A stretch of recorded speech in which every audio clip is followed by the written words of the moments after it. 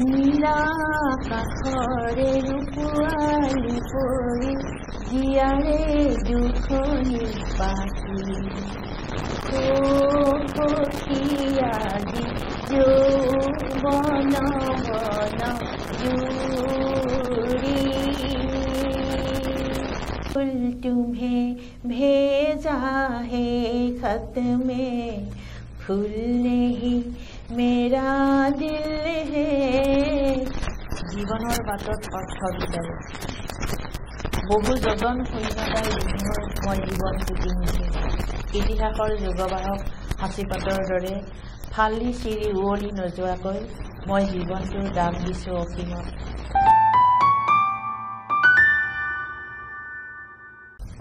আমাৰ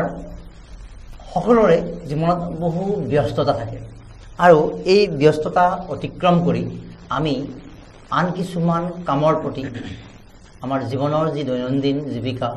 তাৰ সমান্তৰালভাৱে কিছুমান কামত আমি নিজকে জড়িত কৰাব পাৰোঁ আৰু তাৰ ভিতৰত সৃষ্টিশীল যিটো কাম সাহিত্য ৰচনা এইটো এক অন্যতম মাধ্যম হ'ব পাৰে আৰু বহুতে এই ব্যস্ততাৰ দোহাই দি সময়ৰ দোহাই দি এই কামত মনোনিৱেশ কৰাৰ পৰা হয়তো আঁতৰি থাকে কিন্তু সেয়া অজুহাত বুলি আমি এইকাৰণে কৈছোঁ বা এটা মিছা অজুহাত কাৰণ প্ৰমাণ এই কিতাপখিনি আৰু আমাৰ সন্মুখত থকা এইগৰাকী আমাৰ বাইদেউ এয়া হ'ল দীপিকা দেৱী কলিতা নমস্কাৰ দীপিকা দেৱী বাইদেউৰ উদাহৰণ দি আমি ক'ব লাগিব তেওঁ এগৰাকী চাকৰিয়াল মহিলা শেহতীয়াভাৱে তেওঁ অৱসৰ গ্ৰহণ কৰিছে কিন্তু সাংসাৰিকভাৱে তেওঁৰ ব্যস্ততা চাকৰিৰ ব্যস্ততা কিন্তু তেওঁ কিন্তু এই অজুহাতৰ কাষ চপা নাছিল আৰু অজুহাতৰ কাষ চপা নাছিল কাৰণে তেওঁ ইমানখিনি সাহিত্য সৃষ্টি কৰিব পাৰিছে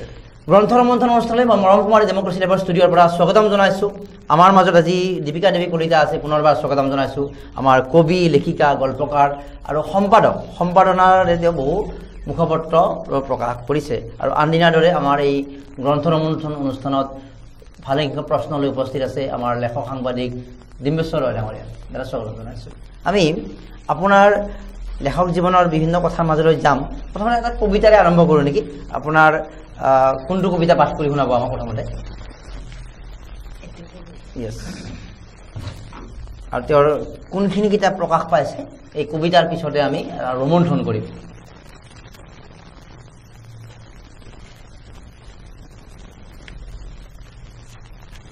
ঠিক আছে নমস্কাৰ মই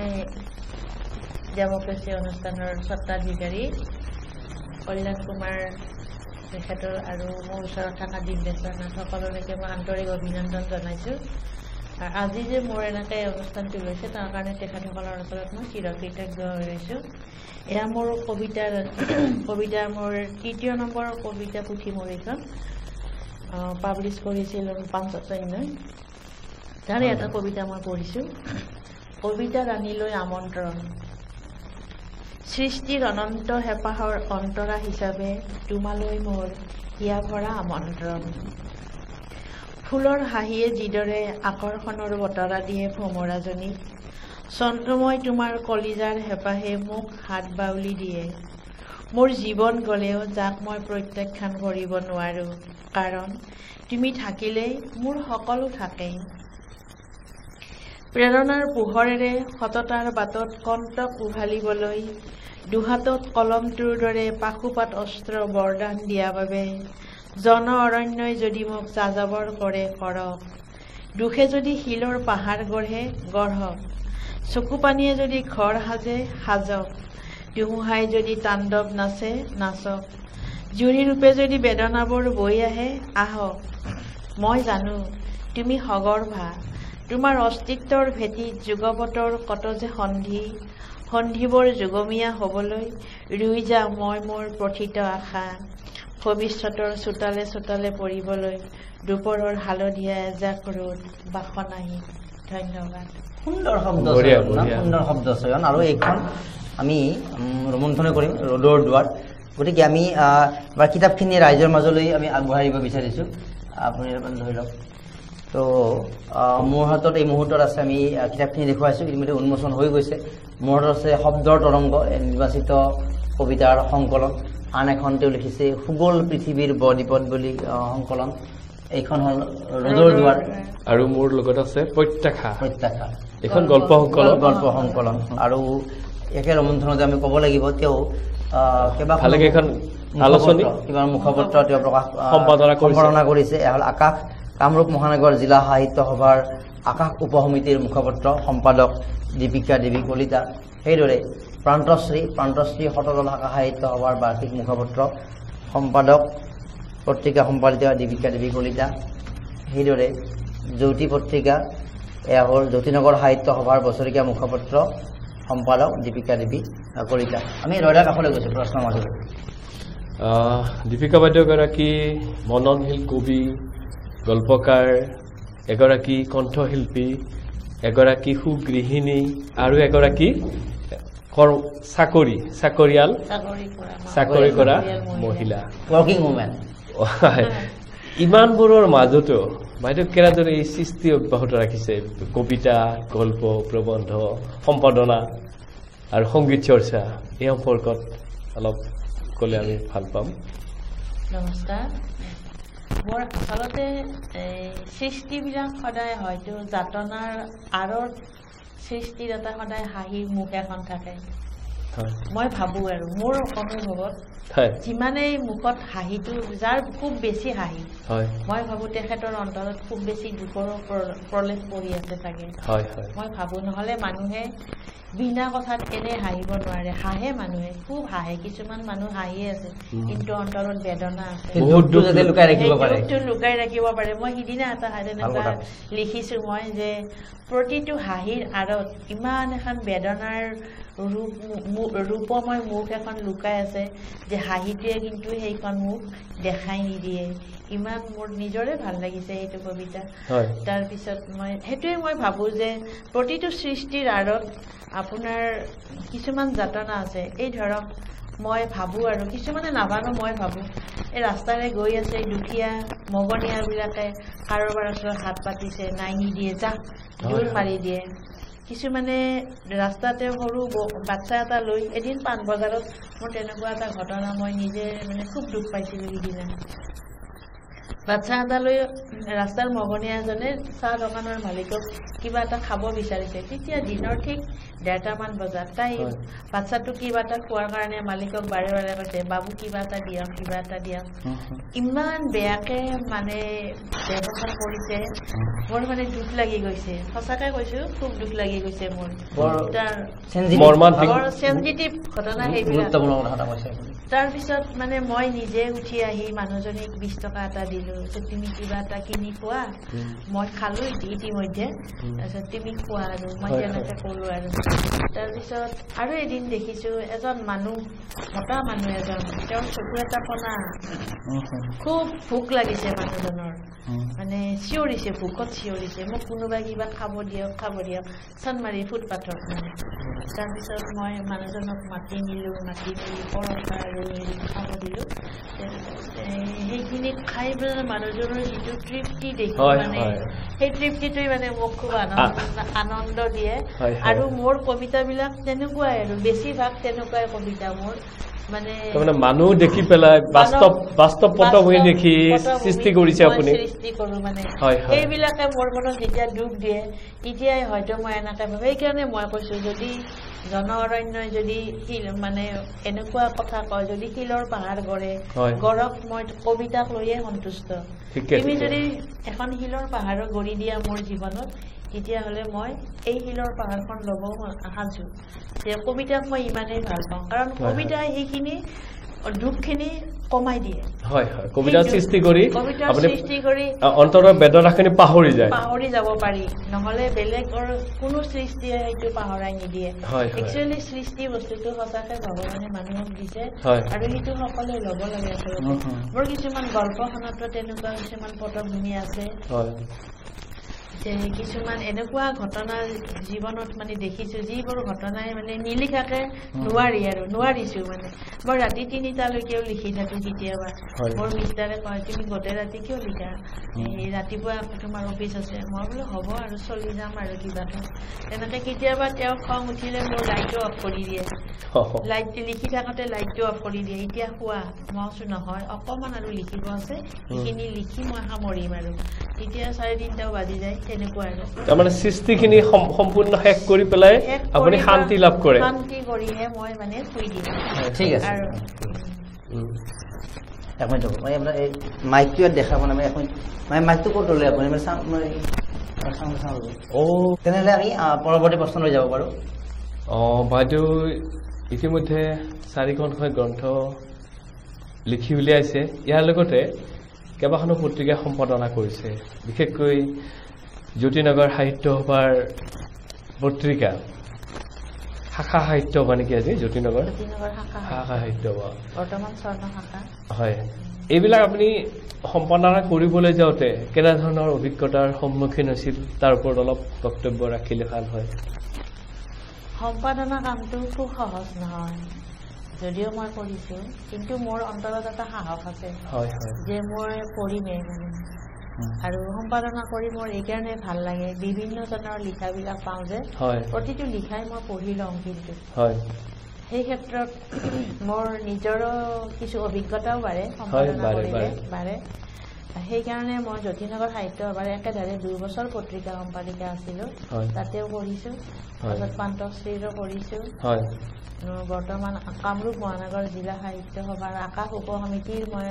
আহ্বায়ক তথা সম্পাদক হিচাপে নতুনকৈ আকাশখনো সম্পাদনা কৰিছোঁ সম্পাদনা কামটো খুব সহজ নহয় যদিও কিন্তু মনৰ যদি আগ্ৰহ থাকে নহয় কোনো অসাধ্য কথা বুলি মই নাভাবোঁ যে আগ্ৰহে মানুহক চবখিনি কৰিবলৈ শিকায় গতিকে মোৰ মনৰ সেইটো খুব আগ্ৰহ যে মই কৰিমেই আৰু নকৰাকে নাথাকোঁ পিছ পৰি নাযাওঁ ঠিকে ঠিকে কাৰো সহায় নাপালেও মই অকলে কৰি যাম তাৰমানে আপোনাৰ অদম্য প্ৰেৰণা আৰু সাহসৰ কাৰণে এই কামবিলাক কৰিব পাৰিছে আৰু আপুনি এইবোৰ কৰোঁতে ধৰক কেনেকৈ কোনোবা ব্যক্তিৰ সহায় লৈছে নেকি বাৰু ব্যক্তিৰ পৰামৰ্শ তেনেকৈ কাৰো পৰা মই একো তেনেকৈ গ্ৰহণ কৰা নাই কাৰণ কিয় মই পঢ়োঁ কিন্তু আলোচনীবিলাক খুব পঢ়োঁ মই বহুত আলোচনীত লিখিছোঁ আৰু আলোচনীবিলাক পঢ়োঁ মই পঢ়ি পেলাই মই প্ৰথমৰ পৰাই পেজবিলাক চাওঁ কোনে কেনেকৈ কৰিছে আলোচনীবিলাক তেনেকৈ তাৰপিছত এবাৰ মাত্ৰ মই এজন মানুহৰ পৰা অকণমান সুধিছিলোঁ যে ছাৰ তেখেত আমাৰ ওচৰৰ এজন মোৰ স্কুলৰ ছাৰ আছিল তেখেতক কওঁতে তেখেতে কৈছে তুমি পাৰিবা তুমি আগতে আলোচনী এখন চাই ল'বা চাই লৈ সেইখন যেনেকৈ কৰিছে তুমি সেই হিচাপে কৰিবা তাৰপিছৰ পৰা আৰু কাকো সোধা নাই মই তাৰপিছত আলোচনী চাই পঢ়িয়ে মোৰ অভিজ্ঞতা হৈছে যে এনেকৈ আলোচনীখন কৰিলে ভাল হ'ব মই তাৰপিছত নিজৰ অনুভৱ কৰি পেলাই আলোচনীত সেই শাখাটোৰ আলোচনী সম্পাদনা কৰিছোঁ বা সাহিত্য সভাৰ সভাপতিখিনিৰ নাম ভৰাইছোঁ সেইখিনিৰ সেই শাখাটোৰে সম্পাদক সভাপতিসকলৰ নাম ভৰাইছোঁ এইবিলাক এটা নিজৰ স্পৃহা এনেকৈ আগবাঢ়ি গৈছে এতিয়া এই যে বিভিন্ন কিতাপ বিভিন্ন নামত লিখিছে প্ৰত্যাশা ৰ'দৰ দুৱাৰ বা এইবিলাক যে এই বিষয়টো মই লিখিম সেই লিখাৰ বাবে যিটো চিন্তাটো সেইটো কেনেকৈ আনিছে আপুনি যে মই এই বিষয়টো লিখিম বা এখন মোৰ এটা কবিতা লিখিম গল্প লিখিম এই ভাৱটো কেনেকৈ উদ্ৰেক হয় কেতিয়াবা নিজে নিজে মনত ভাৱৰ উদ্ৰেক হয় মানে কিয়বা কিছুমান জীৱনত বহুত কষ্ট পাইছোঁ আচলতে এনেকুৱা কিছুমান কষ্ট পাইছোঁ যিবিলাক অসহনীয় মানে ক'ব নোৱাৰি এইবিলাক কথা তো সেই তাৰপিছত মানে ভাবোঁ এই কষ্টটো মই কেনেকৈ লাঘৱ কৰিম আৰু তাৰপিছত খুব চিন্তা কৰিলে হয়তো এইবিলাক ওলাই আহে আৰু মোৰ মেইনলি মোৰ দেউতাৰ পৰা মই কিছু হেৰি পাইছিলোঁ আমাৰ দেউতাৰ কথাই কবিতা দেউতাৰ মুখত কি নাম তেখেতৰ শ্ৰী গোকুল চন্দ্ৰ শৰ্মা প্ৰয়াত তেখেত ঢুকাইছে এতিয়া দেউতাৰ পৰা আপোনাৰ দেউতা মানে আপোনাৰ জন্ম ক'ত হৈছিলে মোৰ জন্ম মাখিবাহাত টিহুৰ ওচৰত মাখিবাহা গাঁও মোৰ মাও শিক্ষয়িত্ৰী দেউতাও শিক্ষক তাৰপিছত আমাৰ ঘৰখনৰ গোটেইখিনি শিক্ষক মাজুকুৰাও শিক্ষক সৰুকুৰাও শিক্ষক গোটেই পৰিয়ালটো শিক্ষাৰ লগতে জড়িত তথাপিতো মোৰ দেউতাৰ মুখত মানে কবিতা, ৰঘুনাথ চৌধুৰীৰ কবিতা, মফিজুদ্দিন আহমেদ হাজৰিকাৰ কবিতা, প্ৰতিটো কথাতে কবিতা দি উদাহৰণ দি আমাৰ কথাবিলাক কয়। আৰু তেতিয়াৰ পৰা মোৰ এই কবিতা লিখাৰ আগ্ৰহটো জন্মিছে। আচ্ছা, আপুনি গল্প লিখিছে, এই গল্পৰ পটভূমি কেনেকে সংগ্ৰহ কৰিছে বা চৰিত্ৰ কেনেকে নিৰ্মাণ কৰিছে? গল্পৰ পটভূমিবিলাক বৰ্তমান সমাজত কিছুমান চাক্ষুষ অভিজ্ঞতা আছে আৰু কিছুমান মানে গতানুগতিক জীৱনত কিছুমান অভিজ্ঞতা আহে মানুহৰ। ধৰক মই এজনী ছোৱালী, মোৰ এজন কলিগৰ ল'ৰা এজনলৈকে চাব লৈ গৈছিলোঁ, কিন্তু সেই ছোৱালীজনীৰ মাকৰ গাত বগা বেমাৰটো আছিল, যাৰ কাৰণে ছোৱালীজনীক তেখেতসকলে বিয়া নকৰালে, যে এই ছোৱালীজনীক বিয়া কৰাব নোৱাৰি, ভৱিষ্যতে অন্ধকাৰ হৈ যাব পাৰে। এতিয়াও যদি মানুহবিলাকৰ এনেকুৱা অন্ধবিশ্বাস হয়, মই সেই প্ৰথম গল্পটো মই তাৰ ওপৰতেই লিখিছিলোঁ, যে বাস্তৱ অভিজ্ঞতা মোৰ কিছুমান আছিল। বিদায় বন্ধি এই গল্পটো আপুনি মানে অন্ধবিশ্বাস কুসংস্কাৰৰ এক বিপৰীতে সৃষ্টি হৈছে। কিয় মানুহবিলাকে এইবিলাক বিশ্বাস কৰে? এতিয়া যিজনী ছোৱালী ইমান ডিপলি, ইমান সুন্দৰকে, তাই সুন্দৰকে মানে MA পাছ কৰিছে, এতিয়া তেখেত হাইস্কুল এখনৰ হেডমাষ্টাৰণী, তেনেকুৱা ছোৱালী এজনীক কি কাৰণে মানুহে এইবিলাক কি অন্ধবিশ্বাস ভাবে? সেইবিলাক আৰু মানে সমাজৰ কিছুমান বস্তু দূৰ কৰিবলৈ আপুনি নিজৰ বস্তুবিলাক হাতৰ মুঠিত ল'বই লাগিব। আৰু এইবিলাক আমাৰ লিখাৰ মেইন উদ্দেশ্য কি, যে লিখাৰ মেইন উদ্দেশ্য হ'ল যে সমাজ সংস্কাৰ আমি কৰিবই লাগিব। যোনে যি নকওঁ, লিখক অংক কথা, মোক কোনোবাই বেয়াকে ক'লেও মই বেয়া নাপাওঁ, মোক কোনোবাই এক্সাৰ মাৰি দিলেও মই ইখান গালো পাতি দিওঁ। কাৰণ কিয়, সেই মানুহজনে যিখিনি কিছুমান লেচন শিকিব পাৰি বেয়াৰ পৰা, ভালৰ পৰা শিকিব নোৱাৰি আকৌ, কিন্তু বেয়াৰ পৰা লেচন শিকিব পাৰি। যে সেই মানুহজনে আপোনাক ইমান বেয়াকে কৈছে, তাৰমানে সেই মানুহজন কিমান বেয়া হ'ব পাৰে, আপুনি তাৰ পৰা এটা শিকিব পাৰে যে ভালৰ পৰা বেছি আমি শিকিব নোৱাৰো। তাৰমানে সংস্কাৰ নোহোৱা সমাজৰ পৰা শিক্ষা ল'ব পাৰে। আৰু সাহিত্যক অন্যতম মাধ্যম সংশোধন, যিটো সংশোধন কৰিব পাৰে। আচ্ছা, যিহেতু গল্পৰ কথা ওলাইছে, আপোনাৰ প্ৰত্যাখ্যা নামৰ গল্প সংকলনৰ বিদায় বন্ধি কবিতাটোৰ এটা পেৰেগ্ৰাফ, আপোনাৰ বাক্যৰ সোৱাদখিনি আমি অলপ পাঠকক আমি দৰ্শকক দি লওঁ, পঢ়াসকলে পঢ়িছে। গল্পটো আছিল বিদায় বন্ধি। পাটৰ কাপোৰ সাজ গাত মেৰিয়াই দাপোনখনৰ সন্মুখলৈ আহিল আইমণি। দুচকু তুলি কইনাৰ সাজত নিজলৈ তাই চালে এবাৰ। সাধাৰণতে এগৰাকী ছোৱালী কইনাৰ সাজত সাজিলে যি এক অনামী শিহৰণ জাগি উঠিব লাগে, তাইৰ মনৰ মাজত তেনেধৰণৰ কোনো ভাৱনাই যেন নাহিল। মেঘে উন্দোলাই অনা আকাশখনৰ দৰে তাইৰ মনৰ মাজতো যেন বেজাৰৰ এক কলীয়া ডাৱৰে আগুৰি ধৰিলে। আগন্তুক দাম্পত্য জীৱনৰ দুৱাৰদলিত থিয় হৈও কিন্তু আইমণিৰ অন্তৰখনত আনন্দৰ লহৰে সৌকি বাথৌ লগাব পৰা নাই। তাৰ সলনি বুকু ভেদি ওলাই আহিছে এক প্ৰচণ্ড বিষাদৰ হুমুনিয়া। হৃদয়ৰ মাজত বলি থকা প্ৰচণ্ড ধুমুহাই তাইৰ নয়নজুৰি সেমেকাই তুলিছে। অতীতত ঘটি যোৱা প্ৰতিটো কথা, প্ৰতিটো ঘটনাই তাইৰ মনৰ মাজত যেন অগাদেৱা কৰিবলৈ লৈছে। তাইৰ অন্তৰে ভৱিষ্যত জীৱনৰ ৰঙীন সপোন ৰচিবলৈ এৰি বাৰে বাৰে যেন অতীতৰ সেই কোনোৱাৰে দিনবোৰলৈকে বাৰে বাৰে ঘূৰি গৈছে। গল্প এনেকৈ আগবাঢ়ি গৈছে। পঢ়িলোঁ এইকাৰণে, যিহেতু আমাৰ লগত ৰয় ডাঙৰীয়া আছে, বিভিন্ন সমালোচনা লিখি থাকে, তো মোৰ পঢ়ি থাকোঁতে ভাল গল্প যিটো পাগ বুলি কোৱা হয়, পাগৰ উঠা গল্প, বাক্যৰ গঠনি মোৰ এটা ভাল লাগিছে। মানে এটা আৰম্ভণি, এগৰাকী লেখকে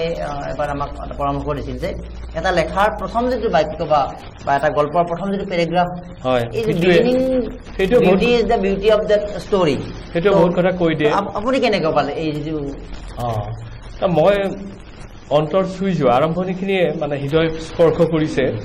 আৰু প্লটটো তেওঁ নিৰ্মাণ কৰিব জানিছে। আৰু তেনেকে চৰিত্ৰ সৃষ্টি কৰিছে। চৰিত্ৰ সৃষ্টি কৰি গোটেই বস্তুটো লাহে লাহেকে পাঠকৰ হৃদয়ত বা অন্তৰত সোমাই গৈছে, আৰু এনেদৰে মানে এট্ৰাকশ্যন কৰিছে, আকৰ্ষণ, আৰু এটা কৌতূহল জগাইছে। তেওঁ কৈছে যে কইনাৰ সাজত যিটো শিহৰণ জাগি উঠিব লাগে, জগা নাই। কাৰণ এগৰাকী নৰ্মেলিটো মই বিয়া এনেকুৱা হ'ব, এতিয়া পাঠকৰ মাজত প্ৰশ্ন জাগিব যে পঢ়ি যাবলৈ, আগবাঢ়ি যাবলৈ, যে কিয় এনেকুৱা হ'ল, কি বা হ'ব, কিয় বা শিহৰণটো জগা নাই। তো গোটেইখিনি কথা উৎসুকতা এইটো উৎসুকতা সৃষ্টি কৰিছে গতিকে আমি লেখক লেখিকাসকলক এটা বুজাবৰ কাৰণে কথাখিনি ক'লো যে দীপিকা বাইদেৱে হয়তো বহু লেখকে যে ভাল লেখা লিখি আহিছে সেই যিটো কৌতূহলটো আৰম্ভণি পেৰেগ্ৰাফটোত কিছু আভাস দিছে সম্পূৰ্ণ আভাস কিন্তু দিব নালাগে সেই কৌতূহল আপুনি দিছে তো আপুনি নিজে কি কয় যে আপুনি গল্পটো লিখোঁতে কোনকেইটা দিশলৈকে মনত ৰাখে যাতে এটা গল্প হ'ব লাগিব গল্পটো পাছতে পঢ়ি ভাল পাব লাগিব বা গল্পটোৰ সমাজখনত কিবা এটা দিব পাৰিব লাগিব আৰু ময়ো পাঠক সমাজক মানে সেই কাহিনীটোৰ দ্বাৰাই যাতে সমাজখন এটা শুধৰণি হয় সেইখিনি কথা মই চিন্তা কৰোঁ আৰু এই বাক্য গাঁথনিবোৰ বৰ ভাল লাগিছে পঢ়ি হয়তো লিখি থাকিলে আৰু ভাল হৈ গৈ থাকিব তো ইয়াৰ বাবে নিশ্চয় আপুনি বিভিন্ন গ্ৰন্থ অধ্যয়ন কৰিছে মোৰ লাগিছে আৰু কেনেকুৱা গ্ৰন্থ কিতাপ কেনেকুৱা ঠিক প্ৰশ্ন কেনেকুৱা কিতাপ পঢ়ে আপুনি মই কিতাপ ভালেখিনি কিতাপে পঢ়িছোঁ গল্প উপন্যাস আত্মজীৱনী সকলোৰে পঢ়িছোঁ মই মুঠতে অকণমান ৰাইটাৰৰ নাম কওকচোন আপোনাৰ সোধাৰ কাৰণ এইটোৱে যে এনেকৈ লিখিবলৈ হ'লে কি পঢ়িব লাগে আমাৰ ইণ্টাৰভিউৰ জৰিয়তে আপোনাৰ কথাটো অৱগত হ'ল লগতে 10জনে ইনস্পায়াৰ্ড হ'ব আচ্ছা এনেকুৱা কিতাপ পঢ়ি মই খুব ভাল পাইছিলোঁ নদাই সদায় এই যে কিতাপ ছাৰৰ নাম লক্ষ্মীনাথ বেজবৰুৱাৰ কিতাপ পঢ়িছোঁ তাৰপিছত মামী ৰয়ছমৰ পঢ়িছোঁ শৰ্মা পূজাৰী পঢ়িছে হোমেন বৰগোহাঁই ছাৰৰ পঢ়িছোঁ তাৰপিছত আৰু আমাৰ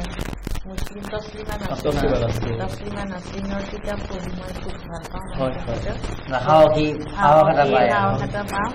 তেখেতৰ কিতাপ প্ৰথম মই লজ্জাখন পঢ়িছিলোঁ পঢ়ি মানে মই তেতিয়াৰ পৰা ভাবিছোঁ যে লিখাত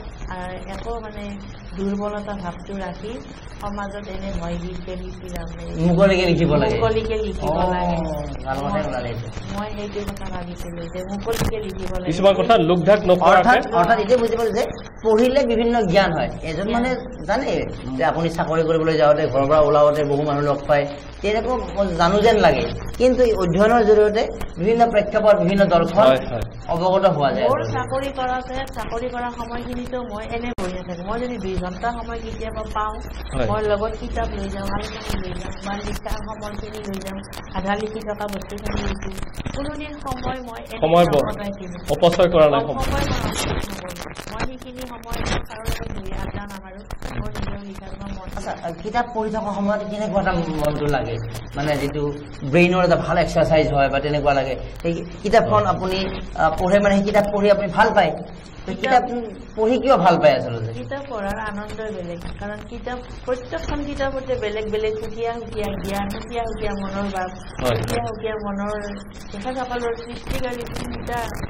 কি সুন্দৰ মানে মই কিতাপ পঢ়ি মই নিজে মানে বিমল আনন্দত ভুগি প্ৰতিখন গ্ৰন্থতে নতুন নতুন চিন্তা অবিৰৱ চিন্তা নতুন নতুন বাৰ্তা মেছেজ মানে শব্দৰ ভঁৰাল আপুনি কিছুমান শব্দও বিচাৰি কেতিয়াবা যাব কিন্তু কিতাপ পঢ়িলে শব্দ বহুত পায় মানে অজস্ৰ শব্দ লক্ষ্মীনাথ বেজবৰুৱা ছাৰৰ তেখেতৰ যিখিনি আত্মজীৱনী সেইখন মই পঢ়োঁতে মই কথা কৰিছিলোঁ যে মানুহ ইমান বিচিত্ৰ প্ৰাণী যে যদি 90 ডিগ্ৰী চেণ্টিগ্ৰেডতো মানে পাহাৰৰ ওপৰত তাতো মানুহ বাস কৰি থাকে আৰু একেবাৰে 0 ডিগ্ৰী বৰফতো মানুহ বাস কৰি থাকে কি সুন্দৰ কথা কৈছে তেখেতে যে মানুহ সঁচাকে বিচিত্ৰ প্ৰাণী মানুহ বেজবৰুৱা ছাৰৰ মানে ৰচনা বুলি আপুনি সেই কথাটো ভাল লাগে আৰু বাইদেউ আপুনি বিদেশী লেখকৰ কেনেকুৱা গ্ৰন্থ পঢ়িছে কোন লেখকৰ ৱৰ্ডছৱৰ্থৰ পঢ়িছোঁ তাৰপিছত লৰকাৰ পঢ়িছোঁ আৰু মেক্সিম গৰ্কিৰ মা টলষ্টয় বহুত কিতাপে পঢ়িছোঁ মূল ইংৰাজীতে পঢ়িছে নেকি আপোনাক ইংলিছটো মানুহে পঢ়া শুনা কথাখিনি কওকচোন আপুনি ক'ত কেনেকৈ পঢ়িলে মই মোৰ প্ৰথম অধ্যয়ন জিঅ'গ্ৰাফীতে পঢ়িছোঁ মোৰ ছাবজেক্ট আছিল জিঅ'গ্ৰাফী মই জিঅ'গ্ৰাফীৰ ছাত্ৰ আছিলোঁ কিন্তু আমাৰ কাৰণ খুব কাম মানে পঢ়িলোঁ তো মোৰ অনাৰ্ছ নৰল তাৰপিছত আৰু মোৰ দৰ্শন আছিল পঢ়িলোঁ জিঅ'গ্ৰাফী আৰু ফিল'চফি দুটা ছাবজেক্ট আছিল দৰ্শন কৰিছিল হয় দৰ্শনত অৱশ্যে মই হেৰি পাইছিলোঁ 50%ৰ ওপৰ পাইছিলোঁ মই ইউনিভাৰ্চিটিতো চিট পাইছিলোঁ কিন্তু আৰ্থিক অৱস্থা আচ্ছা ঠিক আছে আচ্ছা আপোনাৰ শৈশৱটো কেনেধৰণৰ আছিল সেই খবৰ পৰিৱেশটো গাঁৱৰ পৰিৱেশ আৰু গাঁও অঞ্চলত কেনেকুৱা মানে অধ্যয়নৰ পৰিৱেশ শৈশৱটো মোৰ খুবেই ভাল কাৰণ মাও শিক্ষক দেউতাও শিক্ষক আমি শিক্ষকৰ সেই শাসনৰ মাজতে আমি ডাঙৰ হৈছোঁ যিহেতু আমি ল'ৰা ছোৱালী আমি 8জন আছিলোঁ ভাই ভণ্টি কিন্তু আমাৰ দেউতা মানে এজন সাংঘাতিক মিতব্যয়ী আৰু মননীয় ব্যক্তি আছিল মোৰ দেউতা ইমান সুন্দৰ কথা মানে ইমান সুন্দৰ বাৰ্তা আৰু তেখেতে বিশেষকৈ সমাজত মানুহবিলাকৰ উপকাৰ কৰিছিল তেখেত নিজে শিক্ষক আছিল আৰু মোক সদায় এটা কথা কৈছিল যে স্কুলত যাবা কিন্তু যাতে কোনো টিচাৰে তোমাৰ একো কথা ক'ব নোৱাৰে সেই বিষয়ে তুমি সজাগ হ'ব লাগিব মোক যাতে কোনো শিক্ষকে তোমাৰ একো কমপ্লেইন দিব নোৱাৰে তো তাৰ কাৰণে মই ইমান পঢ়োঁ মই ইমানেই পঢ়িছিলোঁ মানে মই ৰাতি দিন কি মই নাজানো খালি মই পঢ়ি থাকিব লাগে মোৰ এতিয়া ধান্দা আৰু সৰুৰ পৰা খালি এতিয়া কওঁ যে তুমি মনখনে কিতাপ আনি দিবা তুমি বহুত সাধু কথা মোক বহুত আনি দিছিল ভাল মেছেজ কিন্তু অভিভাৱকবিলাকে তেওঁলোকক কিতাপ পঢ়াৰ কাৰণে উৎসাহিত কৰিব লাগে পিতাই কিন্তু মোক কিতাপ মই যি লাগে বুলি কওঁ কিতাপ মোক লগে লগে পিতাই আনিলে আৰু মই লগে লগে নতুন কিতাপ পঢ়িলে পালে মই যিটো মানে পঢ়াৰ আগ্ৰহ শিশু আলোচনী মই বহুত পঢ়িছোঁ মই কিমান পঢ়িছোঁ মই নিজেও ক'ব নোৱাৰো কিজানি ইমান মোক দেউতাই মানে যোগান ধৰিছিল বিভিন্ন এটা চৌপাশলৈ চকু মেল খুৱাবৰ কাৰণে পিতৃ মাতৃয়ে আপোনাৰ ভূমিকা পালন কৰিছে সেই গাঁৱৰ পৰিৱেশত থাকে যদিও বা শিক্ষক সেই সময়ত শিক্ষক এগৰাকীৰ কিমান দৰমহা আমি যদিও বিভিন্ন সমস্যা থাকে তাতে 8টাকৈ সন্তান আছে এতিয়া কথাৰ মাজতে যোৱাৰ পূৰ্বে আৰু প্ৰশ্নটো কৰিব আপোনাৰ চিনাক্ত কৰা এটা কবিতা এটা আমি পঢ়িব ওলাইছোঁ বাছি থৈছিলে জীৱনৰ বাটত অৰ্থ বিচাৰি বহু যতন শূন্যতাৰ মই জীৱনটো কিনিছোঁ ইতিহাসৰ যুগবাহক সাঁচিপাতৰ দৰে ফালি চিৰি উৱলি নোযোৱাকৈ মই জীৱনটোৰ দাম দিছোঁ অসীমত নিখোজ হোৱাৰ পথতো এখোজ দিয়াৰ ব্যগ্ৰতা কালৰ বিহু গৰকি গৰকি থিয় দিছোঁ সন্ধানী হৈ সাঁতৰণি ৰামধেনুৰ শাশ্বত পৃথিৱী সময় বৰ নিষ্ঠুৰ দিনবোৰ বৰ বেদনাদায়ক ক্ষণবোৰ বৰ আঘাতপ্ৰাপ্ত মাটিৰ চাকি গছি বন্তি নামেৰে জ্বলি জ্বলি শেষ হৈ যায় পাৰ্থিৱ অপাৰ্থিৱ সুখৰ অমিয়া আকৰ বিচাৰি জীয়াটোক কটাক্ষ নকৰি হতাশাত ভাগি নপৰি ক্লান্তিত থমকি নৰৈ পদযাত্ৰাৰে বিচাৰিছোঁ মৰুভূৰ তপ্ত বালিৰ বুকুত ফলবোৰ জলৰাশি হাতত আছিল ভগাই খাবলৈ আহ্বান জনাইছোঁ সৈন্যত ৰিঙিয়াই সজাগ কৰিছোঁ যুগবাসৰ বাংময়তা কৃষ্ণাৰ্থ পৰাণ বঞ্চিত নহ'বলৈ শত বাধা ভাঙি আজিও ততুনি আছে গৈ ভিক্ষাৰ জলঙাত পতুকাৰ দামেৰে কলংকিত হোৱা নাই দৰিদ্ৰ সত্তা অপৰাজয় স্ৰষ্টাৰ সত্তাটো মৃত্যু কিন্তু আজি শত উত্তৰৰ সন্ধান সুৰক্ষীয়া জীৱন সাঁচি উপলব্ধিৰ পথৰে পূজাৰ মিলাৰ দৰে কমিষ্ঠৰ কাপ কৰা আশাত ভৰা আপুনি জীৱনৰ ওপৰত ভিত্তি কৰি লিখা সেইটো ভাল লাগিছিল পঢ়ি যাওঁতে মানে যেন এটা ফ্ল'ত গৈ আছে এটা সোঁত এটা ধুনীয়া সোঁত গৈ আছে নিজৰ পৰা 99 চনতে লিখিব হয় কবিতাৰ বিষয়ে যিহেতু এটা কবিতা পাঠ কৰিলে তো কবিতা এটা কেনেকৈ লিখিব লাগে হয়তো নিজে বুজি পোৱা যায় ইমান কথাটো বিতংগত ক'ব নোৱাৰি তথাপিতো কোনখিনিলৈকে ক'ব পাৰি যে এইখিনি কবিতা কয় বা মই বুজি পাওঁ যে এইখিনি এনেকৈ লিখিলে কবিতা হয় আৰু কবিতা বস্তুটো কবিৰ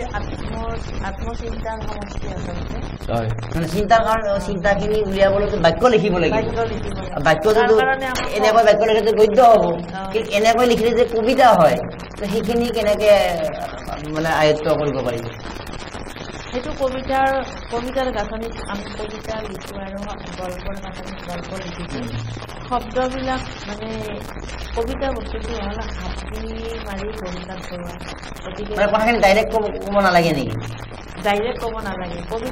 কবিতাৰ কথাটো ডাইৰেক্ট ক'ব নালাগে কবিতাৰ কথাটো সদায় প্ৰত্যক্ষ হ'লে কবিতাটো ভাল নালাগে সেইকাৰণে পৰোক্ষভাৱে কবিতাটো ক'লে কবিতাটো সৌন্দৰ্য বৃদ্ধি হয় তাৰ বাবে সেই চিন্তা কৰিব লাগিব চিন্তা সাগৰত কিন্তু ডুব যাব লাগিব কবি আৰু অন্তৰত মাৰি থাকিব লাগিব সাধনা থাকিব লাগিব কবিতা এটা লিখোঁতে কবিতাৰ সাধনাই মেইন বস্তু আৰু তাৰমানে লিখি থাকোঁতে বাক্যবিলাক এটাৰ পিছত আপুনি আহি থাকে নেকি আহি থাকে নিজে নিজে আহি থাকে মই ইয়াৰে এটা ষ্টেঞ্জা লিখোঁতে মই ধৰক 3 দিনো ভাবিছোঁ কেতিয়াবা এটা কবিতা লিখোঁতে এদিনতো হয় কেতিয়াবা 3 মাহতো হয় কেতিয়াবা এবছৰো লাগে এটা কবিতা লিখোঁতে এবছৰো লাগে কেতিয়াবা এটা কবিতা লিখোঁতে কিছুমানে যে কয় মই এইমাত্ৰ এটা কবিতা লিখিছোঁ মই নাজানো সেই কথাটো কেনেকৈ এইমাত্ৰ এটা কবিতা লিখে মই নোৱাৰোঁ কিন্তু এইমাত্ৰ লিখাটো এইমাত্ৰ নিচিনা হ'ব আচ্ছা নামটো আগতে দি লয় নেকি না গোটেই লিখাৰ পাছতহে নামটো দিয়ে আপুনি নাই কবিতাটোৰ প্ৰথম যদি মেইন থিমটো নাথাকে আপুনি কবিতাটো কেনেকৈ কৰিব মই প্ৰথমে কবিতাটোৰ নামটোৱে ভাবোঁ আৰু আপুনি লিখোঁতে বিষয়বস্তু নিৰ্বাচন কৰে নেকি কবিতা এটা ছাবজেক্ট কিবা এটা এই বিষয়ত মই লিখিম এই ছাবজেক্টৰ ওপৰত মই লিখিম মই এইটো সমাজৰ এনেকুৱা এটা মানে ছাইডত মই লিখিম যিটো কবিতা মানে কিবা এটা উত্তৰোত্তৰ দি যাব পাৰে যেনেকুৱা ভাবিয়ে মই লিখি বস্তুবিলাক যেনেকৈ আজিকালিতো বহুত কবিতা প্ৰেমৰ কবিতা ওলায় মোৰ প্ৰেমৰ কবিতা নোলায় আমাৰ চাওকচোন হিৰুদাৰটো চব প্ৰেমৰ কবি হিৰুদাক কৈছিলে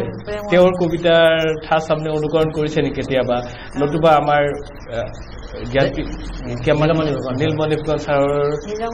ছাৰৰ কবিতাবিলাক মই পঢ়িছোঁ এতিয়া পঢ়ি পেলাই মই তেখেতৰ কবিতা লিখাত কিছু মই হেৰি কৰিছোঁ মানে মই সিদিনা এটা উৎসাহ পাইছোঁ এটা মই লিখিছিলোঁ সিদিনা কবিতা এটা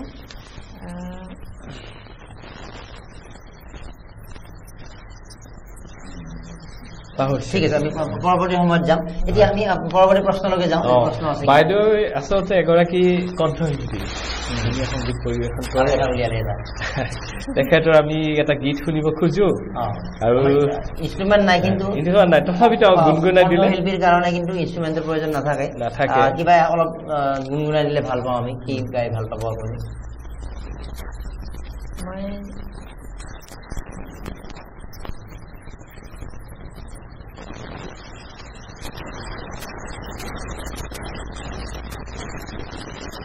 বহুত পুৰণা ফিল্মখনৰ গান আছে কণ্ঠশিল্পী আছিল দলি ঘোষ কথাখিনি নিমা প্ৰভা বৰদলৈদেৱৰ নীলা আকাশৰে ৰূপোৱালী কৰি বৰ সুন্দৰ গান অলপ নীলা আকাশৰে ৰূপোৱালী কৰি জীয়াৰে দুখনি পাখি আৰু ফুলে উৰি আহে লগতে তৰাৰে জাকি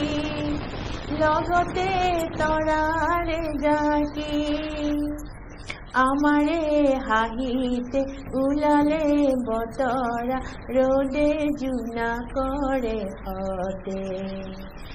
জিকি মিকি ফুলে ফুল আমাৰে নাচুনতে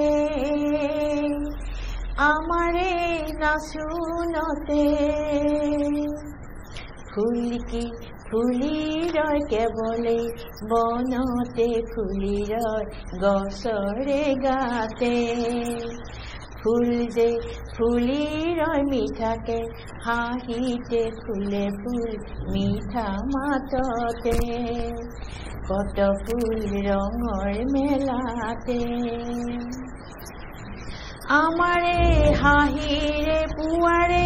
বেলিটি আমাৰে সুৰতে নদী জিৰি জিৰি জিৰি বয় জিৰি জিৰি জিৰি বয় বুকুৰে সুৰভি যাচি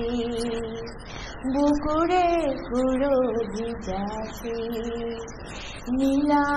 কাষৰে ৰূপোৱালী পৰি জীয়াৰে দুখনি পাখি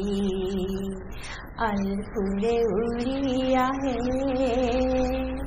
লগতে তৰাৰে জাকি লগতে তৰাৰে জাকি লগতে তৰাৰে জাকি সুন্দৰ সুন্দৰ গীত গাই দিয়ক সুন্দৰ কণ্ঠ সঁচাকে এই গান কি মানে মাজে মাজেহে গায় নে সঁচাকে একদম ৰেগুলাৰলি গায় নে লাগে আপুনি মই গান শিকিছিলো মই বিশাৰদৰ ছাত্ৰী আছিলো গানৰ সংগীত বিশাৰদ বাইদেউ বহুতে শিকে আমি শিকা গায়িকা বহুত দেখিছো কিন্তু প্ৰগ্ৰামবিলাক মই ৰেডিঅ'ত শুনি থকা নিচিনা লাগি আছে সঁচাকে আপুনি এইটো বেছি মানে যত্ন নকৰিলে নেকি বিষয়টো যত্ন কৰিছো কিন্তু সময়ে দিয়া নাছিল তেতিয়া চাকৰি ল'ৰা ছোৱালীৰ দায়িত্ব ঘৰ সংসাৰ মানে তেতিয়া মাজে মাজে গাওঁ কিন্তু মই চবতে গাওঁ মই ফাংচন পালে গাওঁ মই অতি সুন্দৰ গান গাইছে আপুনি মানে আমি আমাৰ শ্ৰৱণেন্দ্ৰিয় যিখিনিলৈকে আমাৰ ঢুকি পায় আৰু তাৰ টেষ্ট বুজিবলৈ হলে আচ্ছা মই ভাল লাগিল এতিয়া বৰগীতো শিকি আছে আচ্ছা বৰগীত শিকি আছে ডাঙৰ কথা অৱসৰৰ পিছতো আপুনি গীত শিকি আছে ভূপেন দাৰ কিবা কলি মনত আছে নেকি মনতো থাকিবই এখন গাই দিয়কচোন ভালেই লাগিছে এতিয়া অসম আমাৰ ৰূপহী গুণৰ নাই হে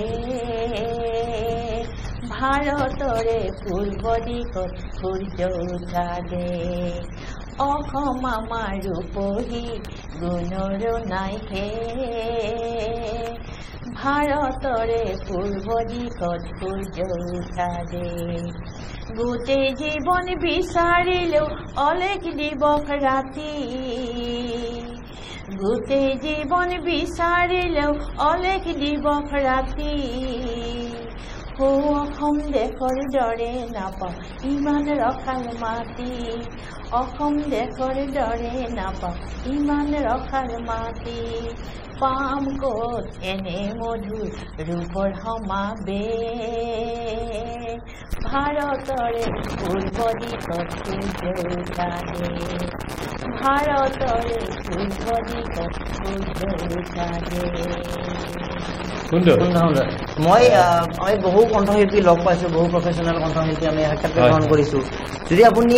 একানপকীয়াকৈ সুন্দৰভাৱে এই গীতটো গাই থাকিলে আপুনি একদম মানে মই বিখ্যাত শব্দতে ব্যৱহাৰ কৰিব খুজিব এইটো কোনো অন কেমেৰা কৈছো ৰাইজে দেখি আছে মানে সঁচা কৈছিলে মই এনে কিবা কাৰণত কৈছো তো অতি সুন্দৰ আপোনাৰ এইটো গতিকে কাৰ ভইচত কেনেকুৱা এটা টেষ্ট থাকে এইটো কোনেও গম নাপায় আচলতে এইখিনি আমি কবিতা পঢ়োঁতেও মই মনত ৰাখিছো লক্ষ্য কৰি আছো গীত গাওঁতেও লক্ষ্য কৰি আছো অনুৰোধ এটা থাকিব আপুনি গীতটোকো অলপ আগবঢ়াই দিয়ক মানে কি হয় গীতটো বহুতে গায় নলেজ থাকে আপুনি যদি বিশাৰদৰ কথাটো ক'লে কিন্তু এই যিটো ভইচটো ইনবৰ্ণ এটা মানে ইমান ভাল লগা এটা থাকে আমি দেখাত মহিলাগৰাকী শান্ত শীতল চিম্পুলকে থাকে কোনো আধুনিক বা এনেকুৱা হেৰি নহয় কিন্তু আপোনাৰ কথাবিলাক কওঁতে মই লক্ষ্য কৰি আছো মানে ইমান বৌদ্ধিকভাৱে গুৰুত্বপূৰ্ণ কথা কৈ আছে গল্পৰ বাক্য পঢ়িছো ভাল লাগিছে কবিতাখিনিও এটা মগজু চুই গৈছে আৰু অৱশেষত গীতৰ ক্ষেত্ৰতো আপুনি এনে গোৱা নাই মুখেৰে মানে একদম হৃদয়ৰ পৰা নিগৰি আহিছে ওপৰে গতিকে সেই বস্তুটো অলপ গুৰুত্ব দিলে কথা সমাজক অনুৰোধ জনাইছো যে কেনেকুৱা পাইছে বাইদেউ আমাক মতামত দিব গানখিনি বাইদেউ আপুনি জ্যোতি সংগীতো গাইছে নেকি বিশ্ব সংগীত এটা আমি জ্যোতি সংগীতৰ কলি গান কথা ওলাইছে এতিয়া ভালে লাগিছে গানটো ভালে লাগিছে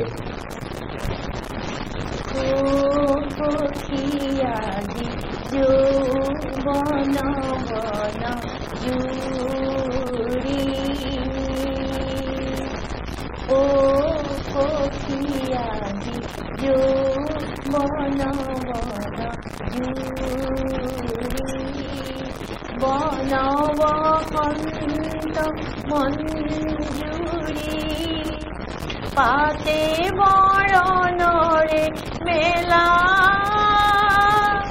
হা হা সখী মোৰ হা হা সখী মোৰ আহিৰে ফাকু খেলা আহিৰে ফাকু খেলা ও সখী আজি যৌৱন সুন্দৰ একদম জন্মগত নেচাৰেল আপুনি ৰেগুলাৰ চাৰে গামা প্ৰেক্টিছো কৰি নাথাকে আপুনি আজি হঠাৎ গাব গৈছে হঠাৎ গাই দিছে আপুনি আচ্ছা এইটো মানে সুন্দৰ আশ্চৰ্যকৰ মানে কথা আচলতে মই একদম প্ৰতিভাবিলাক চাৰিওফালৰ প্ৰতিভা কেনেকৈ থুপ খাইছে বাইদেউৰ কণ্ঠ আমি আৰু সাহিত্যৰ কথা আৰু আলোচনা কৰোঁ শেষৰ ফালে আপুনি ইমান ধুনীয়াকৈ গাইছে মানে মই দেখোঁ লতা মংগেশকাৰৰ গীতো মানে ভালকৈ গাব কিজানি এতিয়া পাৰিব দুটামান অকণমান সাহিত্যৰ কথা আলোচনা কৰি লওঁ প্ৰশ্ন কিবা আছে নেকি বস্তু মানে বাইদেউ নিজে এগৰাকী সংগঠক সাহিত্যৰ সংগঠক বিশেষকৈ এই সাহিত্যবাৰ লগত জড়িত তাৰ কেইবাখন সাহিত্য সভাৰ লগত জড়িত আছে শতদল শাখা সাহিত্য সভাৰ লগত জড়িত তাৰপিছত উত্তৰ পূব ভাৰতীয় সাহিত্য পৰিষদৰ লগত জড়িত অখিল ভাৰতীয় সাহিত্য পৰিষদৰ লগত জড়িত এইবিলাক সংগঠন কৰিবলৈ যাওঁতে আপুনি কেনেকুৱা সমস্যাৰ সন্মুখীন হৈছে চাকৰি পৰিয়াল বিভিন্ন তাৰপিছত লিখা মেলা অখিল ভাৰতীয় সাহিত্য পৰিষদৰ লগত জড়িত মই তাৰে পূব গুৱাহাটী শাখাটো এতিয়া মোক ওপৰৰ পৰা ক'লোঁ যে আপুনি এখন মিটিং পাতিব তো মোৰ এতিয়া চাকৰি কিন্তু মোৰ মানুহজনে মোক সহায় কৰি দিছে মোৰ স্বামীয়ে মোক যথেষ্ট সহায় কৰি দিয়ে এইবিলাক ক্ষেত্ৰত কাৰণ তেওঁৰো অভিজ্ঞতা খুব আছে এইবিলাকত তেওঁ যিহেতু অসম সাহিত্য সংস্থাৰে আগতে সভাপতি উপদেষ্টা বৰ্তমান আৰু কবি বিদ্যাপীঠৰ সম্পাদক তেখেতৰ নামটো কি আছিল মিলিছে তেখেতৰ নামটো কৈ দিয়ক শ্ৰী বাবুল চন্দ্ৰ কলিতা তেখেতে কিন্তু মোক এইবিলাক উৎসাহ যোগাই আছে উৎসাহ যোগাই মোক আৰু তেখেতৰ পৰা আমি গোটেই প্ৰেৰণা লাভ কৰিছে তেখেতৰে মোক বহুত ক্ষেত্ৰতে আগবাঢ়ি যাবত সহায় আগবঢ়াত মই কিছুমানে কেতিয়াবা হেৰি কৰে আৰু হয় হয় কৰিলেও মই ভাবোঁ যে মই যিহেতু কৰিব পাৰোঁ মই কৰিম হয় তুমি সহায় নকৰিলেও মই কৰিম কিন্তু তাৰপিছত আমি তেওঁ বিশেষ নকয় আৰু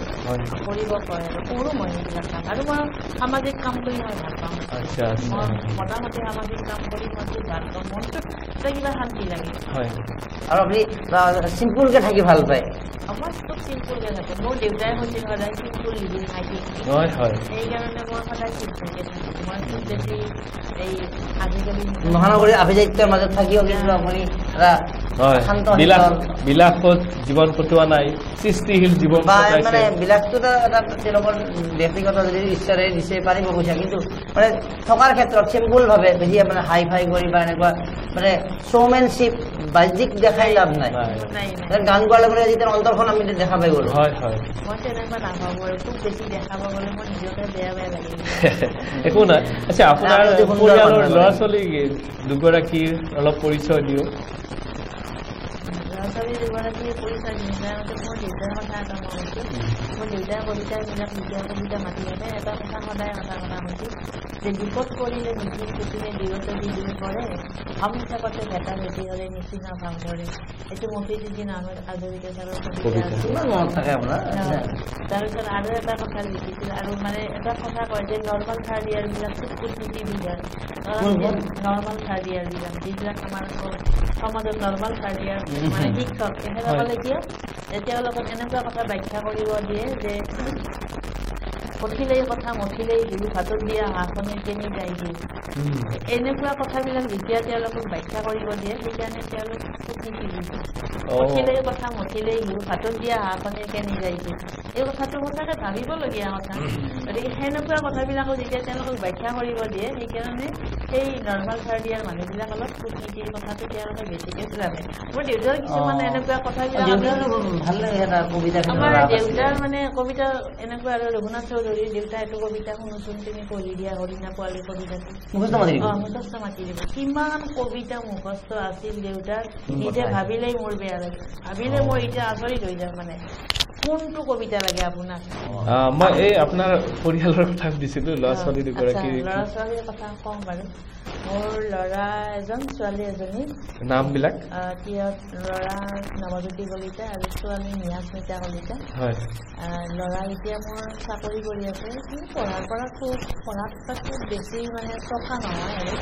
কিন্তু সাধাৰণখিনি আৰু পঢ়িছে আৰু পাছ কৰি ল'টো এডমিশ্যন দিলে ল'টো থাৰ্ড ইয়াৰ পঢ়ি পেলাই কিবা ল'টো এডমিশ্যন নকৰিলে আৰু ছোৱালীয়ে মাষ্টাৰ ডিগ্ৰী কৰিলে নবীনৰ পৰা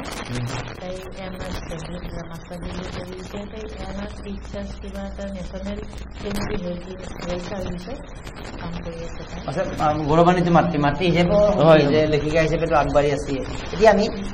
আৰু অলপ পৰিৱেশটো ৰখাল কৰোঁ যে ইমান ভাল কণ্ঠ এটা আছে আৰু ৰাইজেও গম পাওক অসমবাসী তেতিয়াও কিন্তু কণ্ঠশিল্পী হিচাপে কেতিয়াও বিশেষ পৰিস্থিতি দিয়া নাই তাত আমি যিহেতু সুযোগ পাইছোঁ আৰু আমি আশা কৰিম এবাৰ আপোনাক কণ্ঠশিল্পী দীপিকা দেৱী কলিতা হিচাপে উইথ ইনষ্ট্ৰুমেণ্ট আমি শুনিম বিহুৰ আগতে শুনিম সেইটো বৰ ভাল লাগে লতা মংগেশকাৰৰ কিবা এটা গীত বিৰতিৰ পিছত পুনৰবাৰ আমি অনুষ্ঠানৰ মাজলৈ উভতি আহিছোঁ আৰু আমাৰ বাবেও আজি কিছু আশ্চৰ্যকৰ বিষয় কবি হিচাপে আমাৰ পৰিচিত আছিল যদিও সাংঘাতিক আমি তেওঁৰ সৃষ্টিৰাজিৰ লগত ইমান ওতপ্ৰোত নহয় কিন্তু আজি প্ৰায় প্ৰথমবাৰৰ বাবে মুখামুখি হৈ মই এটা বিস্ময় মানিছোঁ আচলতে তেওঁৰ লিখাখিনিতো ক'লোৱে লগতে তেওঁ যে ইমান সুন্দৰ গান গাব পাৰে মোৰ কল্পনাৰ অতীত আছিলে আচলতে আৰু আমি বিৰতিৰ আগত তেওঁৰ গান শুনিম বুলি কৈছিলোঁ যদি আমি সাহিত্যৰ আৰু দুই এটা প্ৰশ্ন থকাৰ পূৰ্বে যদি হিন্দী ভাষাৰ গীত কিবা আপোনাৰ কণ্ঠত আমি পাব পাৰোঁ হিন্দী ভাষাৰ গীত তেনেকৈ গোৱা নাই কত হিন্দী গীত না আজি মই আপোনাৰ অনুৰোধত এক্স্যাক্টলি আপুনি গাওকচোন ঠিক আছে মই কৈছোতো আপোনাক फूल तुम्हें भेजा है खत में फूल नहीं मेरा दिल है फूल तुम्हें भेजा है खत में फूल नहीं मेरा दिल है प्रियतम मेरे मुझको लिखना क्या तुम्हारा काबिल है प्यार छुपा है खत में इतना जितने सागर में मोती प्यार छुपा है खत में इतना जितने सागर में मोती छूम ही लेता साथ है तुम्हारा पास जो तुम मेरे होती फूल तुम्हें भेजा है खत में फूल नहीं मेरा दिल है फूल तुम्हें भेजा है खत में কণ্ঠৰ সোৱাদ एक प्यार का नगमा है मौजों की रवानी है जिंदगी और कुछ भी नहीं तेरी मेरी कहानी है एक प्यार का नगमा है मौजों की रवानी है तू धार है नदिया की मैं तेरे किनारा हूँ तू मेरा किनारा है मैं तेरे सहारा हूँ परसाइया रह जाती निशानिया जिंदगी और कुछ भी नहीं तेरी मेरी कहानी है एक प्यार का नगमा है मौजों की रवानी है जिंदगी और कुछ भी नहीं तेरी मेरी कहानी है বঢ়িয়া উচ্চাৰণ অসমীয়া শিল্পীবিলাকৰ সাধাৰণতে হিন্দী উচ্চাৰণটো এনে বিশেষ নথকা বুলি কোৱা হয় দুই এগৰাকী শিল্পীক বাদ দি তাতে তেওঁ নিজে কৈছে যে হিন্দী গীত ইমান তেওঁ নাগায় বা তো এনেকুৱা লাগিছে যে ৰেগুলাৰ ৰেৱাজ কৰি আছে বা তেনেকুৱা কৰি আছে গতিকে আমি এই গানবিলাক আপুনি যত্ন কৰি থাকিব বুলি আমি আশা ৰাখিছোঁ আমিও আমাৰ মঞ্চত আমি আৰু ৰাইজৰ মাজলৈ পৰৱৰ্তী সময়ত আমি গীত শুনাৰ বিশেষ অনুৰোধ থাকিব আচ্ছা আমি সামৰিব লাগিব কিন্তু ভাল পালোঁ আপুনি একেষাৰ গুণী মহিলা আপুনি মই মানে অপেনলিয়ে কৈছোঁ কথাটো আৰু এইটো মই ছাৰপ্ৰাইজিং আপোনাৰ কণ্ঠত যেনেকুৱা কিবা গান গাব মই সপোনতো ভবা নাছিলোঁ গতিকে আমি হেৰি প্ৰশ্ন আৰু কিবা আমি অনুষ্ঠান সামৰিম বাইদেউ এগৰাকী অধ্যয়নশীল মহিলা সৰুৰ পৰা অসংখ্য গ্ৰন্থ পঢ়িছে তেখেতক সুধিব বিচাৰিছোঁ যে তেখেতে বিশেষকৈ কোন কোন লেখকৰ গ্ৰন্থ পঢ়ি আপ্লুত হৈছে আৰু পাঠককো তেওঁক অলপ মানে অৱগত কৰিলে আমি সুখী হ'ম গ্ৰন্থ পঢ়াৰ সীমা নাই সৰুৰ পৰাই বহুত গ্ৰন্থ পঢ়িছোঁ মই যেতিয়া পৰীক্ষা দি উঠি সেই 2 মাহ বা 1 মাহ ৰখিব লাগে এতিয়া সেই এক মাহ বা 2 মাহ মই লাইব্ৰেৰী বহুত লাইব্ৰেৰী কিতাপ পঢ়ি পঢ়িয়ে মই শেষ কৰিছোঁ মানে গাঁৱত থাকোঁতে গাঁৱততো সাধাৰণতে অপেনলি ক'ব লাগিব গোটেইকেইজন আমি নামনি অসমৰ আমি মানে অৰিজিন সূত্ৰে নামনি অসমৰ যিটো গ্ৰন্থৰ যিটো 2-এগৰাকী আছে আমাৰ ৰয়দাৰ দৰে আপোনাৰ দৰে কিন্তু ইমান সাংঘাতিক সেই পৰিৱেশটো নাই আপুনিনো সেই পৰিৱেশটো কেনেকৈ পালে মোৰ মানে কিতাপ পঢ়াৰে খুব ইচ্ছা মই যেতিয়া হেৰিখন এই আমাৰ প্ৰেমধৰ শৰ্মাৰ যেতিয়া এইখন কিতাপ আহিছিল এই তেখেতক যে হেৰি জেলত থাকোঁতে যে খুব কষ্ট দিছিল DSP এইখন কিতাপৰ নাম কি কিবা এটা হয় সেই কিতাপখন পঢ়িছোঁ তাৰপিছত পিতা পুত্ৰ হোমেন বৰগোহাঁইৰ পিতা পুত্ৰ পিতা পুত্ৰ কিমান বয়সত পঢ়িছে আপুনি হোমেন বৰগোহাঁইৰ পিতা পুত্ৰ তেতিয়া মই মেট্ৰিক পৰীক্ষা দি উঠিছোঁ তেতিয়াই মই মেট্ৰিক পৰীক্ষা দি উঠি মই 5,000 মান কিতাপ পঢ়িছোঁ সেই 3 মাহতে মানে মই এনি টাইম কিতাপ পঢ়ি থাকি ভাল পাইছিলোঁ মোৰ হবি নষ্ট কৰা নাই লগৰীৰ লগতে গাঁৱে ঘূৰি ফুৰো কিবা কৰোঁ মই খালি কিতাপ পঢ়া আৰু গান গাওঁ কিতাপ পঢ়োঁ গান গাওঁ এয়া মোৰ মানে হবি আৰু তাৰপিছত পিউ পৰীক্ষা দি উঠি পঢ়িছোঁ 3,000 মান বিএ পৰীক্ষা দি উঠি পঢ়িছোঁ 3,000 মান কিতাপ মানে ইমান কিতাপ পঢ়াৰ সময় হৈছে মই কিতাপে পঢ়ি থাকোঁ মোৰ সৰুৰ পৰা লগৰী খালি কিতাপ মোৰ বিচনাখনত এতিয়াও দেখিলে গম পাব এনেকৈ কিতাপৰ মানে হেৰি মানে পাৰি থৈ দিওঁ হাতখন গ'লে এখন কিতাপ পঢ়িলোঁ চালোঁ ভাল লাগিল পঢ়িলোঁ কিছুমান ভাল লাগে কিছুমান বেয়া লাগে তথাপিতো বেয়া লগা বুলি মই নকওঁ চব কোন কোন লেখকৰ আপুনি গ্ৰন্থ পঢ়ি আপ্লুত হৈছে মই ক'লোৱে লক্ষীনাথ বেজবৰুৱাৰ পঢ়িছোঁ পদ্মনাথ গোহাঁই বৰুৱা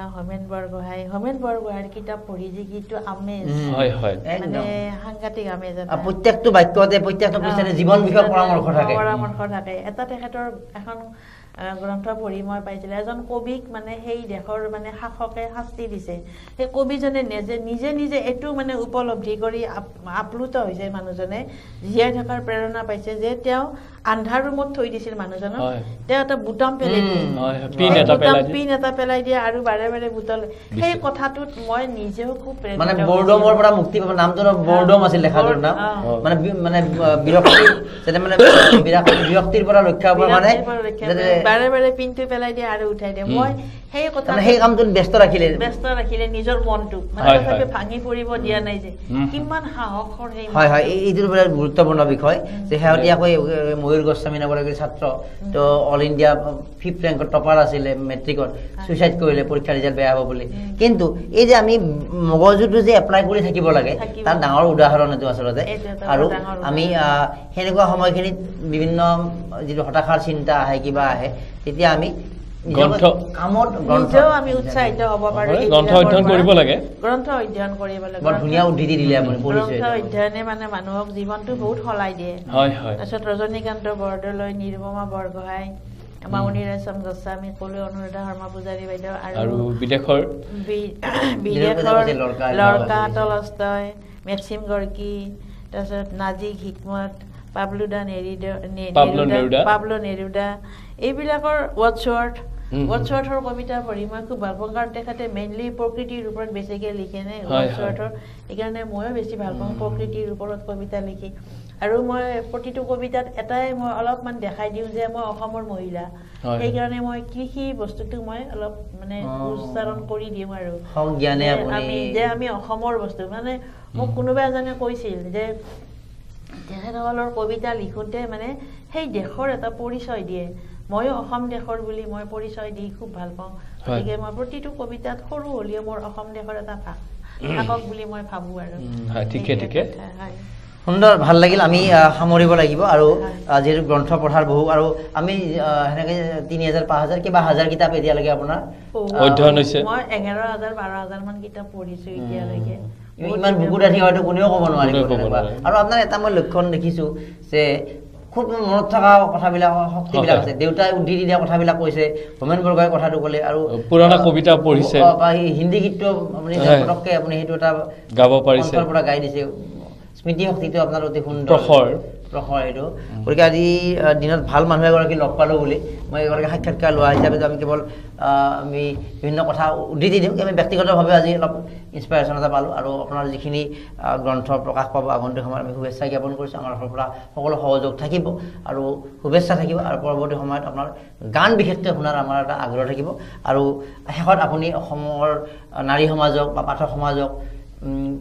এষাৰ মন্তব্য ভাল লাগিল আপোনালোকৰ মানে প্ৰেৰণামূলক কথাখিনিয়ে মোক আৰু উৎসাহ যোগালে আচলতে মই আজি বহুত সুখী হ'লো আপোনালোকে মাতি আনি ইয়াত সুবিধাটো দিয়াৰ কাৰণে আপোনালোকলৈ ধন্যবাদ জনালো আৰু মই ভাবোঁ মহিলাবিলাকে কৰিব নোৱাৰা কাম একো নাই কাৰণ মহিলাবিলাক পুৰুষতকৈ বহুত বেছি শক্তিশালী মই জানো সেইটো কথা কাৰণ কিয় এগৰাকী মহিলাই বাছত মানে এজনী মহিলাই বাচ্চা লৈ থাকিলে উঠি দিয়ে কিন্তু পুৰুষে নিদিয়ে তেতিয়া সেই মহিলাগৰাকীক যে বাচ্চাটো লৈ আহিছে উঠি দিব লাগে সেইখিনি সাধাৰণ জ্ঞানখিনিও নাই তাৰমানে বহুত মতা বুঢ়া মানুহবিলাকে উঠে কিন্তু ডেকা ল'ৰাবিলাকে বহি থাকে যে এবাৰো নাভাবে যে এইখন এখেত মোট কৰি বহুত মানে বয়োজ্যেষ্ঠ এখেতক সন্মান কৰোঁ মই সেই সন্মান যাচা কথাটো মানে এতিয়া মই নেদেখোঁ গতিকে এই কথাটো অলপ আমাৰ ল'ৰা ছোৱালীখিনিয়ে নতুন প্ৰজন্মখিনি জানিব লাগে জ্যেষ্ঠজনক অলপ আমি সন্মান কৰিব লাগে আচলতে সন্মান কৰিলে কোনো ইগত নালাগে আৰু সন্মান কৰিব জানিলে মানুহ সৰু নহয় বৰং বহুত ডাঙৰ হয় সেই হিচাপে আৰু আমাৰ নতুন আদৰ্শ নোহোৱা হৈছে হয় সেইকাৰণে আমাৰ নৈতিক আদৰ্শ আচলতে আমাৰ নীতি বিজ্ঞানখন ক্লাছত দিব লাগে নীতি শিক্ষা দিব লাগে আচলতে ক্লাছত আৰু মহিলাখিনিয়ে কৰোঁ বুলি ভাবিলে চব কৰিব আজিকালিৰ মহিলা ওলাইয়ে আহিছে কোনো নিজৰ গিৰিয়েকৰ ওপৰত ডিপেণ্ডেবল নহয় গতিকে সাধাৰণ উদ্যোগেই হওক উদ্যোগ ক্ষেত্ৰতো আমি বহুত মহিলা ওলাই আহিছে সেইটো এটা আমাৰ লক্ষণীয় বিষয় মোৰ ভাল লাগিছে অসমৰ মহিলাখিনি যেনেকৈ নিজক মানে নাৰাখি আৰু কিছুমান মহিলা আছে এতিয়াও মানে একদম মানে খুব ভয় ভীত কৰি চলি থকা মহিলা আছে নিজৰ গিৰিয়েকে খুব শাসন কৰি ৰাখে মই ভাবোঁ এজনী মহিলা শাসন কৰি ৰাখাত কৰি তেওঁক যদি মানে সমাজত বা হেৰিত ওলাই আহিব দিয়ে প্ৰতিভা বিকাশো হয় আৰু মানুহজনী সাহসী হয় কাৰণ কিয় যেতিয়া মানুহজনৰ অসুখ হ'ব সেই অসুখ বিসুখৰ হোৱাৰ পিছত বা মানুহজন ঢুকাই থাকিল মহিলাজনী এককে ওলাবই নিদিছিল এতিয়া সেই মহিলাজনী গিৰিয়েকৰ চাকৰি বাকৰিত যে চব যাব লাগে তেতিয়া তেওঁ কেনেকৈ পাৰিব সেইকাৰণে মহিলাবিলাকক ওলাব দিব লাগে আচলতে পুৰুষবিলাকে খুব শাসন কৰি মহিলাবিলাকক ৰাখিব নালাগে আৰু মহিলাবিলাকে নিজেও জানিব লাগে আৰু আজিকালি জানেই শিক্ষিত মহিলাসকলক গতিকে সকলো মহিলাই লিখক সমাজৰ কিছু ভাল কাম কৰক অধ্যয়ন কৰক আৰু এনেকৈ গিৰিয়েকবিলাকেও মহিলাবিলাকক শাসন নকৰি উলিয়াই দিয়ক যাতে তেখেতসকলৰ পিছত সেই মহিলাগৰাকীয়ে নিজৰ ঘৰখন সুন্দৰকৈ পৰিপাটিকৈ চলাব পাৰে কাৰণ এনেকুৱা দেখিছোঁ কিছুমান মহিলাই চকু পানী টুকে একো নাজানে কি কৰোঁ ক'ত যাওঁ কি কৰোঁ এনেকুৱা অৱস্থা কিল বিলাই থাকে কিন্তু তথাপিতো মানে মহিলাবিলাকে বহুত দুখ তেতিয়া হেৰিত পৰে মানে অভাৱনীয় কষ্ট পায় কৰিব লাগে গতিকে মই ভাবোঁ এনেকুৱাবিলাকত মানে এইটো বাস্তৱ অভিজ্ঞতাৰ ভিত্তিতে কৈছোঁ মই কাৰণ কিয় এগৰাকী মহিলা আছিল মোৰে তাই নিজৰ বান্ধৱী হয় তাই গিৰিয়েকে ক'তো ওলাবই নিদিয়ে খুব আদৰত ৰাখে আৰু কিন্তু যেতিয়া গিৰিয়েক ঢুকাই থাকিল তাই এতিয়া অফিচত ক'ত যায় অফিচ একো চিনি নাপায় তাই ক'ত যায় কেনেকৈ যায় গিৰিয়েকে য'ত যায় লৈ গৈছিল কিন্তু তাই এতিয়া অকলে যাব লগা হ'ল বাচ্ছা দুটা সৰু আছে তাৰপিছত তেনেকুৱা ক্ষেত্ৰত মই বহুতখিনি সহায় কৰি দিছিলোঁ তাইক আৰু সেই হিচাপে মই এনেকুৱাবিলাক মই পাৰিলে সহায় কৰি দিওঁ হেৰি আৰু সৰু বাচ্ছাবিলাক এই ধৰক অতত খেলি আছে বাচ্চাবিলাকক কোনো মানে কিবা হাত পাতি আহে যে খাব দিব লাগে সেইখিনি আমাৰ মহিলাবিলাকে খেদিব নালাগে আচলতে বহুতে মানে হেৰি আল্টা মডাৰ্ণ দেখাই হেৰি কৰিব সহানুভূতি মানৱীয় অনুভূতি লাগে আচলতে ঘৃণা কৰে খেদি দিব নালাগে আচলতে তেওঁলোকৰো মন তেওঁলোকৰ মানুহ আমি পৃথিৱীত চবে সকলো মানুহ কিছুমানৰ শিক্ষা আছে কিছুমানৰ নাই তেওঁলোক যে মানুহ নহয় সেইটো নহয় গতিকে সকলো সমান আমি মানুহ চবে এদিন কবৰস্থানৰে যাত্ৰী আমি তাৰ আগতে আমি যিখিনি পাৰো মানুহক উপকাৰ কৰাটো উচিত আৰু সকলো উপকাৰী হওক সমাজখন ভাল হওক মই তাৰে কামনা কৰিছো মহিলা ঠিক আছে দেখিলো কথা হওক কবিতা হওক গান হওক আপোনাৰ একদম হলহলীয়াকে যিটো ওলাই অহা বুলি কোৱা হয় নেচাৰেল ফ্লো জন্মগতভাৱে সেই আপোনাৰ ব্ৰেইন চেলত আছে ইমান স্পীডত আপুনি বা ধুনীয়াকৈ কথা দেখি ক'ব পাৰে শুভেচ্ছা জ্ঞাপন কৰিলোঁ আপোনাৰ কাব্য জীৱন বা আপোনাৰ লেখিকা হিচাপে আৰু অধিক ৰিকগনাইজ হওক কথাবিলাক কাৰণ এনেকুৱা মানুহ এনেকুৱা মানুহ কিছুমান ৰিকগনাইজ হৈ থাকে সেইটো আমিও দেখি থাকোঁ কিন্তু আমিও নাজানো বহু কথা তেনেকুৱা তো আমাৰ এই সামান্য ছিষ্টেমটোৰ জৰিয়তে আজি আমি বাইদেউকে লগ পালোঁ বাইদেউ ঘৰতে বহুতে জানে কিন্তু সেইটো আৰু অধিক তেওঁকলৈ আলোচনা হোৱাৰ বা সেইটো এটা স্কোপ আছে মই যিটো আজি দেখিলোঁ শুভেচ্ছা জ্ঞাপন কৰিছোঁ সুস্বাস্থ্যৰে থাকক ধুনীয়াকৈ লিখি থাকক অৱসৰ পাইছে আপুনি এতিয়া আকৌ অধিক হয়তো এতিয়া এই মুহূৰ্তত কি পঢ়ি আছে আজি কিবা পঢ়ি আহিছে নেকি ৰাতিপুৱা কিতাপ আজি নালাগে বাৰু এনে এইকেইদিন কিতাপ পঢ়ি আছে আপুনি এইকেইদিন মই হেৰি নীলমণি ফুকন ছাৰৰে কবিতা কেইটামান পঢ়ি আছিলোঁ মই তাৰে এটা লিখিছিলোঁ মানে দুখৰ যে নীলমণি ফুকন ছাৰৰ কবিতাটো পঢ়িয়ে মই লিখিছিলোঁ দুখৰ যে মনত কি দুখৰ যে কেনেকুৱা বেদনা থাকে সুখৰ কলিজাৰ আল্পনা বিচাৰি দুখৰ কলিজাৰো কি যে বিষাদময় জীৱন থাকে সুখৰ কলিজাৰ আল্পনা বিচাৰি লিখাৰ লগে মনতো থাকে নেকি আপোনাৰ থাকে কিছু আমাৰ কিন্তু নাথাকে দেই এইটো মানে বহুতৰে নাথাকে এইটো ঠিক আছে ভাল লাগিল আজি এতিয়া আমি আগন্তুক সময়তো এনেকুৱা ৰস থকা কথা আৰু বৌদ্ধিক কথা সমাজৰ কামত অহা কথা আমি আলোচনা কৰিম লগে বাইদেৱে আমাক গীতো শুনাব তাকে কামনা কৰি আজিৰ এই অনুষ্ঠানৰ পৰা ডেমক্ৰেচি ষ্টুডিঅ'ৰ পৰা মৰম কুমাৰে বিদায় লৈছোঁ আমি ৰয়দাক ধন্যবাদ জনাইছোঁ বাইদেউক ধন্যবাদ জনাইছোঁ